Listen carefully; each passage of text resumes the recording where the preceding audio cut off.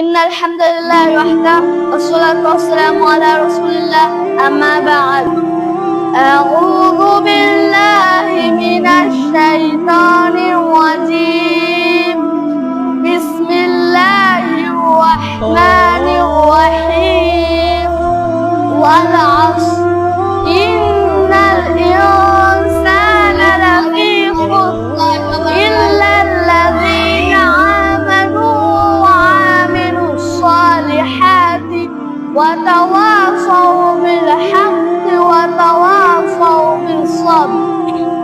সমস্ত প্রশংসা যে মহান রব্বুল আলামিনের জন্য, যে রব আমার কাছে আপনাদের সামনে কিছু কথা বলার তৌফিক দান করেছেন।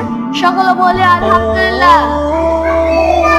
দরুদ ও সালাম পুস্তক যে রাসূলের প্রতি যার উপর আল্লাহ তাআলা কোরআন অবতীর্ণ করেছেন, সকলে বলি সাল্লাল্লাহু আলাইহি সাল্লাম।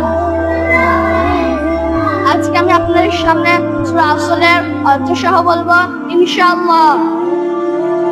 আউযু বিল্লাহি মিনাশ শাইতানির রাজীম বিসমিল্লাহির রাহমানির রাহিম ওয়াল আসর কালের শপথ ইন্নাল ইনসানা লাফী খুসর মানুষ অবশ্যই ক্ষতিগ্রস্ত ইল্লাল্লাযীনা আমানু ওয়া আমিলুস সালিহাতি ওয়া তাওয়াসাউ বিল হাক্কি ওয়া তাওয়াসাউ বিস সাবর কিন্তু তারা ব্যতীত যারা ঈমান এনে সৎ কর্ম করে এবং অপরকে সত্যের উপদেশ দেয় এবং ধৈর্যের উপদেশ।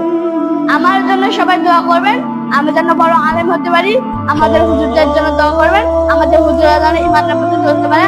আমাদের মাদ্রাসার জন্য দোয়া করবেন, আমাদের মাদ্রাসার যেন কিয়ামতের আখেরাতে টিকে থাকতে পারে। এই বলে আমার বক্তব্য শেষ করছি। ওয়া মা আলাইনা ইল্লাল বালাগ। আসসালামু আলাইকুম ওয়া রাহমাতুল্লাহ।